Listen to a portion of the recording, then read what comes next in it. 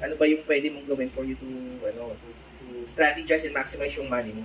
Kasi tama ka, most of the time, pag tumataas ang income ng Pinoy, ang nagiging tendency minsan, pag walang ganitong financial planning, ang nagiging tendency is yung gastos.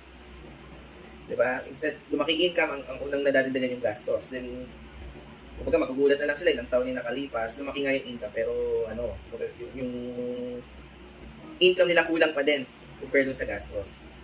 Diba? Most of the time, ang iniipon naman talaga ng Pinoy is pera, tama ba? So yan.